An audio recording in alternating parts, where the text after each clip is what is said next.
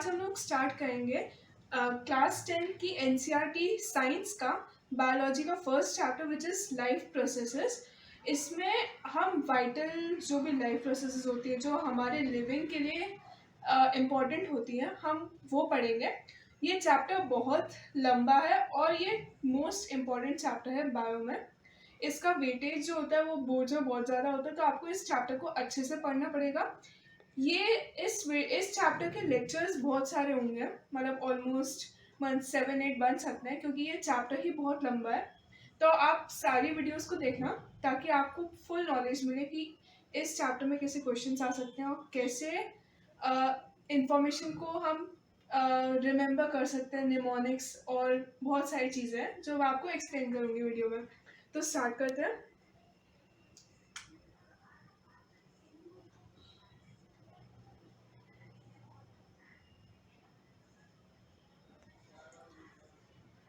अब चैप्टर का इंट्रोडक्शन ऐसे होता है, तो चैप्टर का इंट्रोडक्शन इससे स्टार्ट होता है कि बहुत सारी चीज़ें होती हैं हमारे सराउंडिंग्स में, तो हम कैसे रिकॉग्नाइज कर सकते हैं कि वो चीज़ लिविंग है या नॉन लिविंग। अब आप बताइए कि हम कैसे रिकॉग्नाइज करेंगे कि जो हमारे सामने बॉटल पड़ी है या हमारे सामने कोई हमारा पेट है वो लिविंग है या नॉन लिविंग। वो पेट डेड तो नहीं है, हम कैसे कैटेगराइज करेंगे? हम फर्स्ट देखेंगे कि वो ब्रीथ कर रहा है ना। अगर वो ब्रीथ करेगा तो मतलब वो लिविंग है। अब आपने कभी वाटर बॉटल को ब्रीथ करते हुए देखा है? नहीं ना। तो उसी तरह हम कैटेगराइज कर सकते हैं कि वो एक नॉन लिविंग चीज़ है। और पेट्स को देखा कि वो ब्रीथ करते हैं तो हम कह सकते हैं कि वो लिविंग चीज़ है। हम एक और चीज़ का देखते हैं, उनकी मूवमेंट का मतलब लोकोमोशन। आपने कभी किसी बॉटल को चलते हुए देखा अपने आप? नहीं ना। अब अगर हम कभी उसको उठा के किसी दूसरी जगह पे रख दें तो उसको मूवमेंट कंसिडर नहीं करेंगे क्योंकि हमने उसको हेल्प की मूव करने में। बट पेट्स क्या, उनके पास लोकोमोटरी ऑर्गन्स होते हैं, लेग्स होते हैं या यू कैन से टेल होती है, तो उसकी वजह से वो मूव करते हैं। तो हम एक और चीज़ कह सकते हैं कि वो जो है वो लिविंग है। अब एक और चीज़ क्या बोल सकते हैं कि वो न्यूट्रिशन लेते हैं। न्यूट्रिशन का क्या मतलब? वो खाना इनटेक करते हैं। अब किसी चीज़ को जीना है तो उसको खाना भी पड़ेगा। ऐसे बोलते हैं ना कि हमें जीने के लिए खाना चाहिए, ना कि खाने के लिए जीना चाहिए, है ना। उसी तरह जो भी चीज़ मतलब लिविंग होती है वो उसको न्यूट्रिशन की ज़रूरत पड़ती है क्योंकि उसको अपनी अंदर की लाइफ प्रोसेसेस मेंटेन करनी है, अपने आप को मेंटेन करना है। बॉडी सेल्स भी तो लिविंग होते हैं ना। अब उनको रिपेयर करने के लिए, उनको मेंटेन करने के लिए आपको कुछ ना कुछ तो चाहिए ही। तो उसी तरह हम देख सकते हैं कि जो आपके पेट्स हैं वो लिविंग है क्योंकि हम उनको डॉग फूड देते हैं, कैट फूड, फिशेस को हम फूड देते हैं, वो छोटी छोटी बीड्स जो आती हैं वो। आपने कभी वाटर बॉटल को न्यूट्रिशन देते हुए देखा है? नहीं तो कभी नहीं देखा होगा आपने।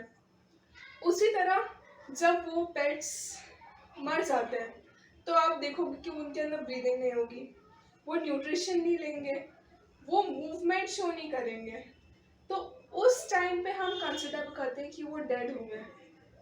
अब इस चीज़ से हमने क्या इंक्लूड किया कि लाइफ प्रोसेसेस बायो का एक ऐसा पार्ट है, मतलब बायो का ऐसा पार्ट नहीं, बायो का मोस्ट इम्पॉर्टेंट पार्ट है जो हर लिविंग ऑर्गेनिज्म की क्या बोल सकते हैं कि उनको लिविंग में हेल्प करता है। अब इतना सारा जो मैंने बोला उससे हम क्या कंक्लूड कर सकते हैं कि हर ऑर्गेनिज्म का ये मतलब यूनिसेलुलर भी होगा, मल्टी सेलुलर भी होगा, सब में क्या बोल सकते हैं बहुत सारी प्रोसेसेस चल रही हैं जिसकी वजह से वो जिंदा है और उसे क्या कहेंगे? Life processes. तो लाइफ प्रोसेस का हम डेफिनेशन देखेंगे। Vital processes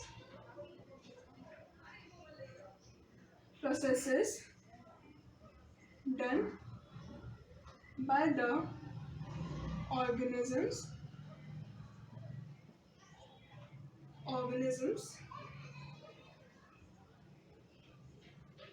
body to survive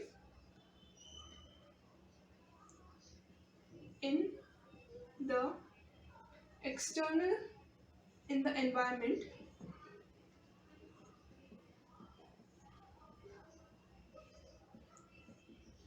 is called life processes. अब ये प्रोसेसेस क्या क्या इंक्लूड करते हैं? हम अपनी बॉडी की बात करें, ह्यूमन बॉडी की बात करें, तो कितनी सारी प्रोसेसेस चलती हैं.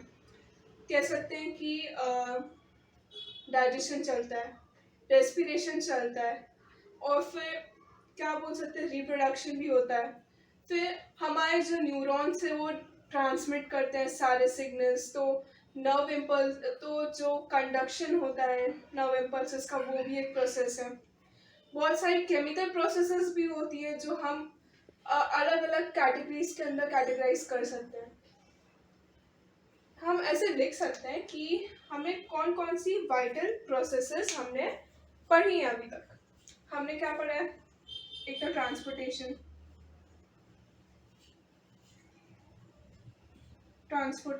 है ना, कि बॉडी में चीज़ें, विटामिन्स, मिनरल्स और सारे न्यूट्रिएंट्स कैसे ट्रांसपोर्ट होता है. फिर आता है न्यूट्रिशन. खाना खाते हैं, लिविंग चीज़ खाना खाते हैं जैसे मैंने बोला. फिर आता है लोकोमोशन.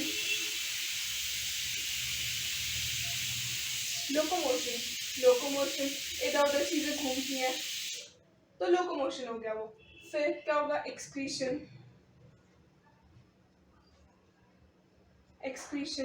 अगर उसने खाया है तो जो अनएब्सॉर्ब्ड वेस्ट मटेरियल है वो तो एडजस्ट आउट होगा बॉडी से, वो तो बाहर निकलेगा बॉडी से.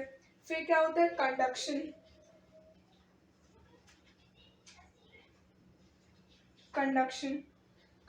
का इसमें यहाँ पर मतलब है कि जैसे आपकी नर्व इम्पल्स ट्रांसफर हो रही है फुल बॉडी में. अब और क्या कैटेगराइज कर सकते हैं कि सर्कुलेशन, वो ट्रांसपोर्टेशन में आ जाएगा, सर्कुलेशन भी. फिर रिप्रोडक्शन.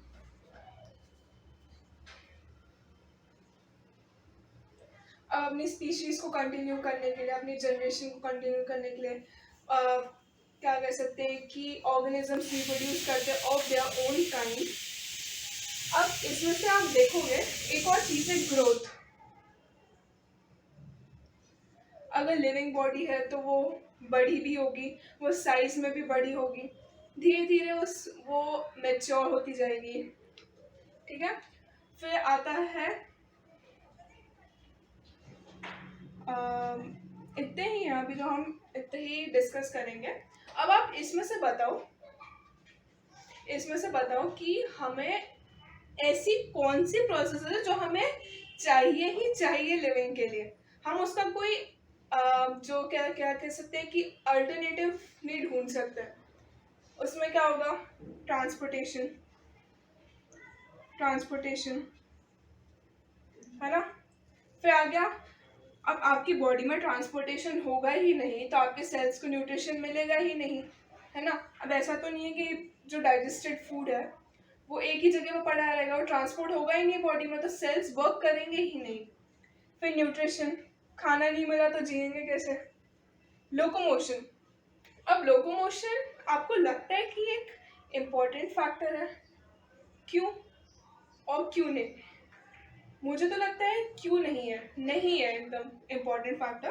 क्योंकि, और ऐसा है भी, क्योंकि जो लोकोमोशन है, आप जैसे देख सकते हो कि प्लांट्स तो मूव नहीं करते, प्लांट्स के पास पैर नहीं होते चलने के लिए, लेकिन तब भी वो लिविंग ऑर्गेनिजम्स है ना, हम उनको लिविंग कैटेगराइज करते हैं. तो हम लोकोमोशन को हम एक essential characteristics of living organism नहीं कहेंगे. ठीक है. अब एक्सक्रीशन है. हमने कुछ खाया तो जो, अब ऐसा तो नहीं कि पूरा का पूरा फूड डाइजेस्ट हो जाएगा, हमारी बॉडी इतनी केपेबल है कि वो सारा का सारा चीज़ें डाइजेस्ट कर लेंगी. कुछ ऐसे होंगे जो एक्सक्रीट आउट हो जाएंगे, कुछ ऐसे टॉक्सिक सब्सटेंसेस बॉडी में फॉर्म होंगे, जो इतनी सारी केमिकल प्रोसेसेस हो रही है, इतने टॉक्सिक सब्सटेंसेस फॉर्म होंगे, उनको भी एक्सक्रीट आउट किया जाएगा. तो एक्सक्रीशन एक इम्पॉर्टेंट प्रोसेस है.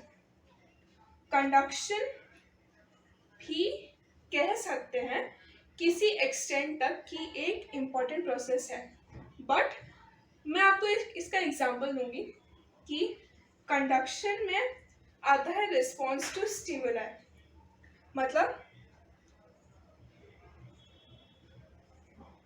Response to stimuli. अब ये क्या है? रिस्पॉन्स टू स्टिमुलाई का ये मतलब है कि जैसे आपके पास कोई आया, उसने आपको चाटा मारने का ट्राई किया, तो आप अचानक से आपका रिफ्लेक्स काम हुआ और आपने अचानक से अपना फेस हटा लिया। ये क्या हुआ? Response to stimuli. आप जो बाहर की चीज़ें हो रही हैं, एक्सटर्नल चीज़ें हो रही है, उसके इफेक्ट में आके आपने अपना रिस्पॉन्स शो किया, that is called response to stimuli. अब हम किसी एक्सटेंट तक कह सकते हैं कि ये एक वाइटल प्रोसेस है, बट हम इसको फुली नहीं कहेंगे, क्योंकि आप जैसे देखोगे लोग कोमा में चले जाते हैं।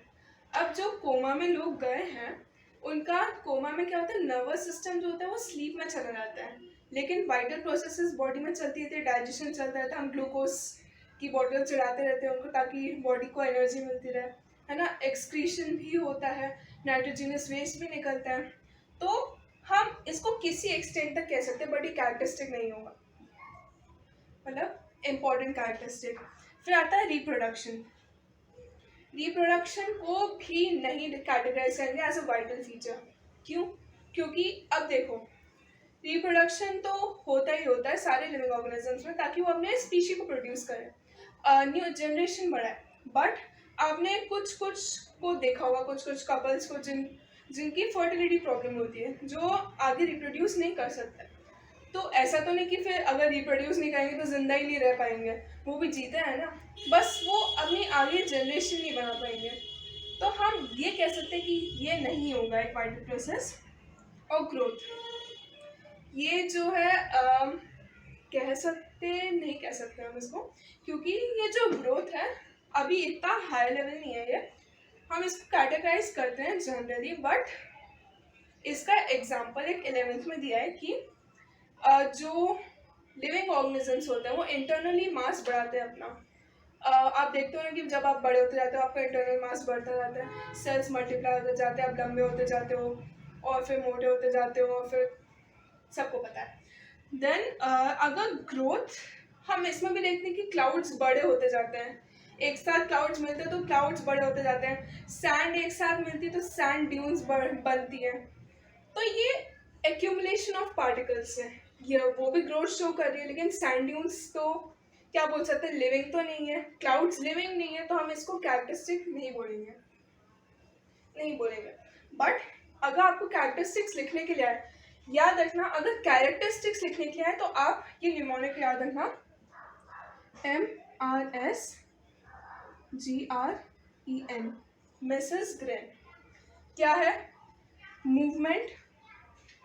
Movement, respiration, response to stimuli, growth, reproduction, excretion और न्यूट्रिशन।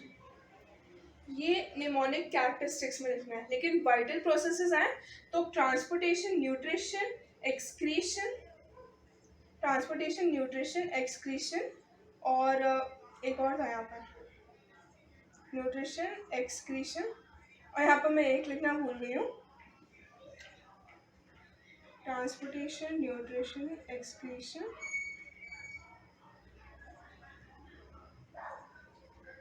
और रेस्पिरेशन। रेस्पिरेशन भी एक इम्पॉर्टेंट प्रोसेस है, क्योंकि रेस्पिरेशन जब आपका अंदर फूड जाता है तो आप उसको, मतलब डाइजेस्ट होता है, वो ऑक्सीडाइज होता है फूड, उससे एनर्जी मिलती है और सारे बॉडी के सेल्स को ऑक्सीजन मिलती है, कार्बन डाइऑक्साइड मिलता है। तो रेस्पिरेशन भी इम्पॉर्टेंट प्रोसेस होती है। अब आपने देख लिया कि वाइटल प्रोसेसेस होती क्या है बॉडी में। एक और इम्पॉर्टेंट चीज़ याद रखने की है कि जो हम न्यूट्रिशन लेते हैं, जो हमारा न्यूट्रिशन होता है वो मैंने आपको ये सब बता दिया मिसेस ग्रेन।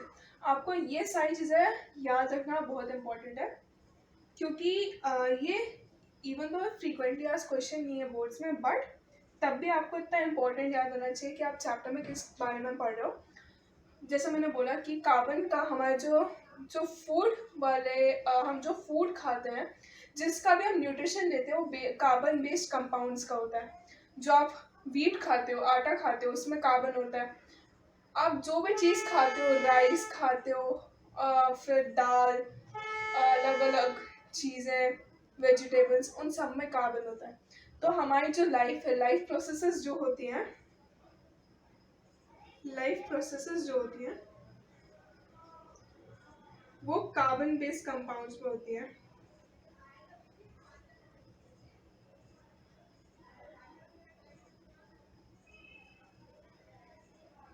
एक और इम्पोर्टेंट पॉइंट एनसीईआरटी में लिखा है कि ऑक्सीडेशन और रिडक्शन, मतलब ऑक्सीडेशन रिडक्शन रिएक्शंस होते हैं वो मोस्ट इम्पॉर्टेंट होते हैं और मोस्ट कॉमनली यूज्ड होते हैं।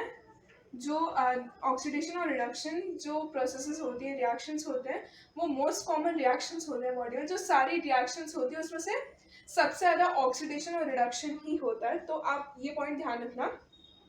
अब हम स्टार्ट करते हैं न्यूट्रिशन, जो इस चैप्टर का फर्स्ट टॉपिक है, फर्स्ट मेन टॉपिक, उसको हम स्टार्ट करते हैं।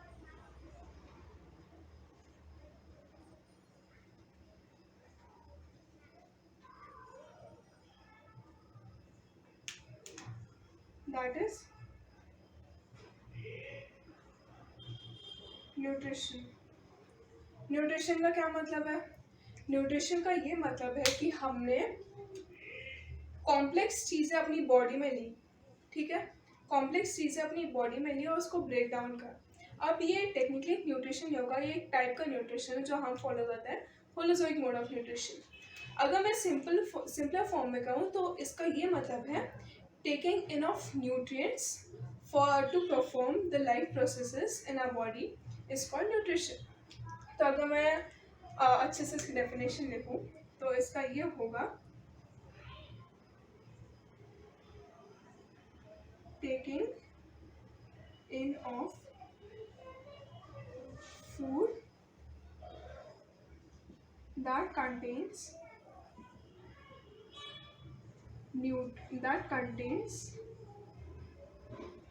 vital nutrients like carbohydrates, fats, proteins,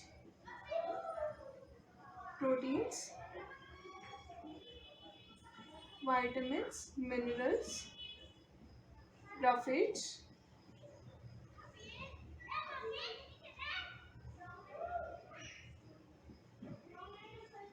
and water to provide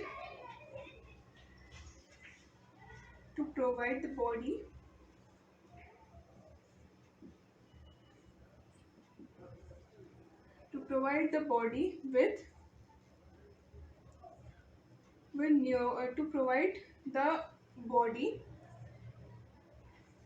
to provide the body with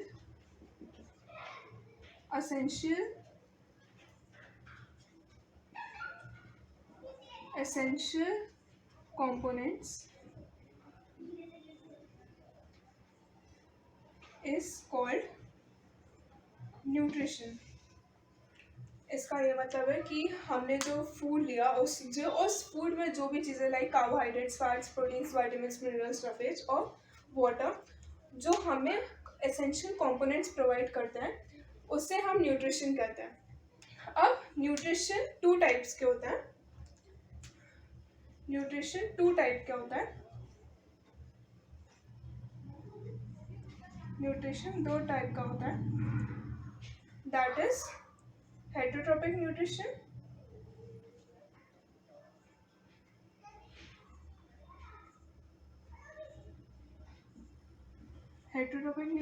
and autotrophic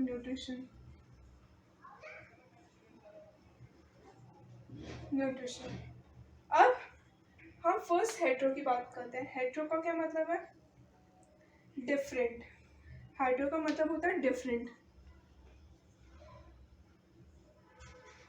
hetero का मतलब होता है डिफरेंट और ट्रॉपिक का मतलब होता है जो हम चीज़ें खाते हैं।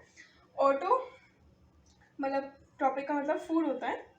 ऑटो का मतलब है खुद से बनाना, ऑटोमेटेड या खुद से बनाना।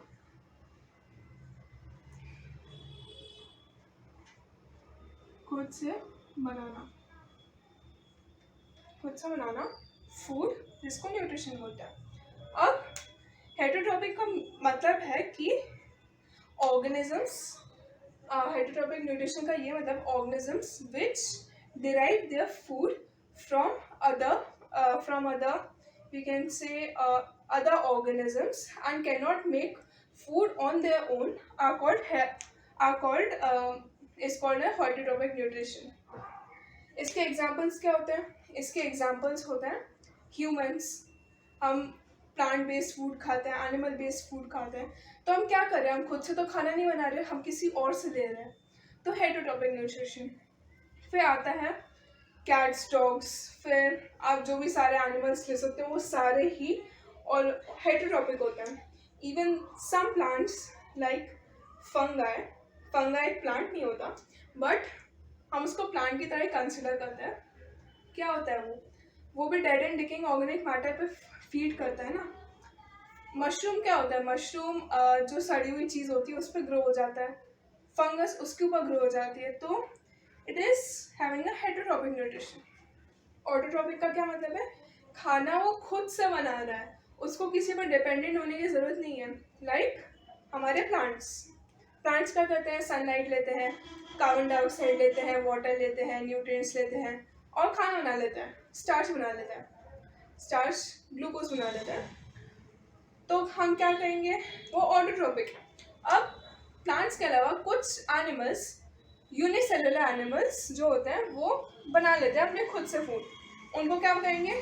केमिकल की हेल्प से बनाते हैं वो लोग, केमिकल की हेल्प से बनाते हैं। कुछ कुछ जो होते हैं वो क्लोरोफिल की हेल्प से बनाते हैं, वो हम आगे पढ़ेंगे। अभी इसमें ये होता है, इसमें एक होता है ऑटोट्रॉपिक में होता है एक तो फोटोसिंथेटिक,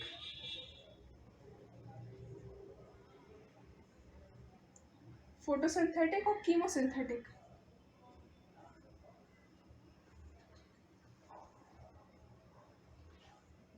कीमोसिंथेटिक, फोटोसिंथेटिक क्या होता है? फोटो का मतलब लाइट है ना, लाइट मतलब सनलाइट, सनलाइट की हेल्प से सिंथेसाइज हो रहा है फूड, फोटोसिंथेटिक न्यूट्रिशन और कीमोसिंथेटिक न्यूट्रिशन।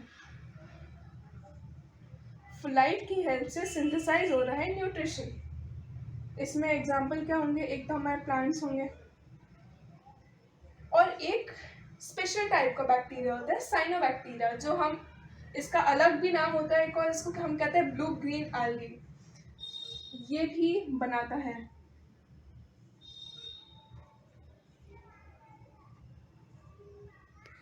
याद रखना कि एल्गे जो होता है वो प्लांट्स के अंडर नहीं आता है, वो किसी और किंगडम के अंदर आता है, हम उसको 11th क्लास में डिस्कस करेंगे। अब कीमोसिंथेटिक क्या होता है? कीमो का क्या मतलब आपको समझ में आ रहा है? कीमो मतलब केमिस्ट्री, केमिस्ट्री ना, केमिस्ट्री में क्या यूज होता है? केमिकल्स यूज होते हैं, तो कीमो का मतलब केमिकल्स, केमिकल्स की हेल्प से सिंथेसाइज हो रहा है न्यूट्रिशन, है ना।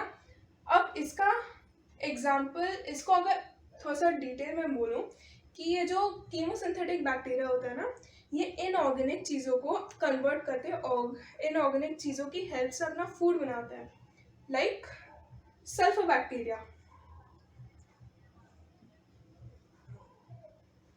बैक्टीरिया, हम इन्हें एक कॉम्प्लेक्स नाम दिया थर्मोएसिडोफिल्स। ये जो सल्फर बैक्टीरिया होता है हॉट स्प्रिंग्स में रहते हैं। अब आप सोचो कि वो जो हॉट स्प्रिंग्स होती हैं इतनी गर्म होती हैं, उसके अंदर सल्फर प्रेजेंट होता है, क्योंकि वो अंदर से निकलती है ना, अर्थ के अंदर से पानी निकलता है, वो अर्थ के अंदर से नहीं, मतलब ऊपर ही रहता है, लेकिन वो गर्म हो जाता है पानी, तो उसमें सल्फर बैक्टीरिया प्रेजेंट होता है, क्योंकि पानी में भी सल्फर होता है और वो उस सल्फर को यूज करके अपना खाना बनाते हैं, इसलिए हम उन्हें कहते हैं सल्फर बैक्टीरिया, हम उन्हें सल्फर बैक्टीरिया कहते हैं। अब अगर हम हेटरोट्रॉपिक न्यूट्रिशन को थोड़ा और डिस्कस करें तो क्या आता है? हम हेटरोट्रॉपिक न्यूट्रिशन को डिस्कस करेंगे।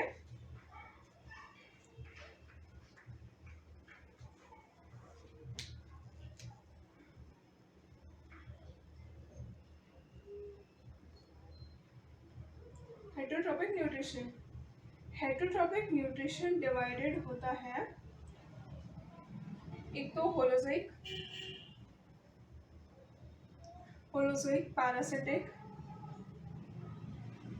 पैरासिटिक, फिर होता है सैप्रोफिटिक,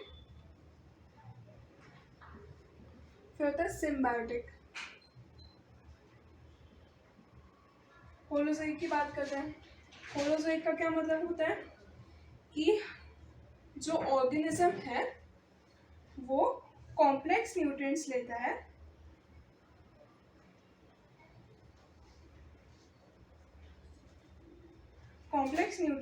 है, इनसाइड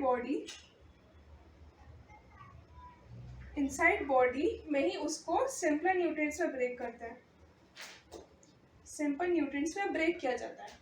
तो कॉम्प्लेक्स न्यूट्रिएंट्स ऑर्गेनिज्म ने अपनी बॉडी के अंदर ली और बॉडी के अंदर ही सिंपल न्यूट्रिएंट्स में वो ब्रेक डाउन हो जाता है। एग्जाम्पल ह्यूमंस, कैट्स, डॉग्स और कई सारे एनिमल्स लिख लेना आप एग्जाम्पल में। पैरासिटिक का क्या मतलब होता है? पैरासिटिक मतलब पैरासाइट की तरह काम करता है। पैरासाइट में क्या होता है? They stick to the host cell, stick to host वो होता है जिसके ऊपर वो फीड करते हैं खाने के लिए, स्टिक टू द होस्ट। फिर उनके पास सर्कल्स और हुक्स होते हैं जिससे वो स्टिक हो जाते हैं। इसमें दो टाइप के पैरासाइट्स होते हैं, वो इतना लर्न करने की जरूरत नहीं है पर मैं बता रही हूँ। एंडो पैरासाइट्स और एंडो पैरासाइट्स और एक्सो पैरासाइट्स। एक्सो पैरासाइट्स जो होते हैं वो बाहर स्टिक होके हमारी न्यूट्रिशन देते हैं, लाइक लाइस जो बालों की जू होती है वो आपके सर के जो स्कैल्प होती है उससे अपना न्यूट्रिशन लेती है। और लीच बाहर चिपक जाती है स्किन पर और ब्लड लेती है सक करके। एंडोपैरासाइट्स का हम ले सकते हैं टेप वर्म्स, ये इंटेस्टाइन्स के अंदर होते हैं, मतलब जैसे कुछ गन्ना खा ले तो उनके जो एग्स होते हैं वो इंटेस्टाइन के अंदर चले गए तो इंटेस्टाइन के अंदर रहते हैं और जो खाना एब्जॉर्ब होने के लिए आता है उस पर फीड करते हैं, तो वो एक एंडोपैरासाइट का वो हुआ। इसमें क्या होता है? They stick to host and get nutrition from host blood और न्यूट्रिशन मटेरियल,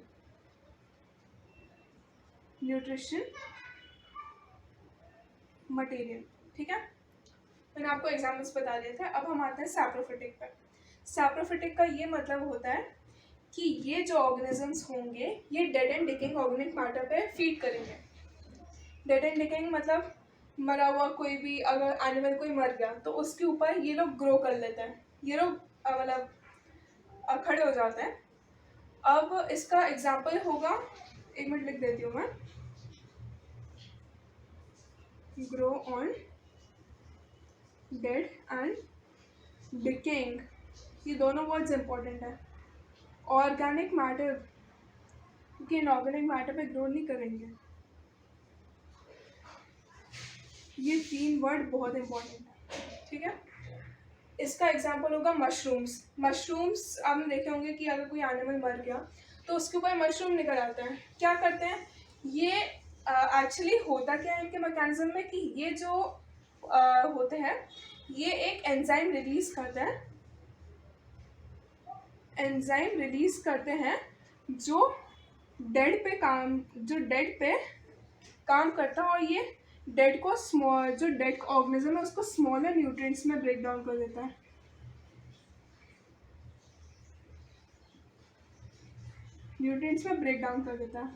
स्मॉलर न्यूट्रिएंट्स में ब्रेक डाउन किया। और यही स्मॉलर न्यूट्रिएंट्स जो होते हैं ये बाद में जो होता है मतलब क्या कह सकते हैं, और जैसे एग्जांपल देती हूँ मशरूम का,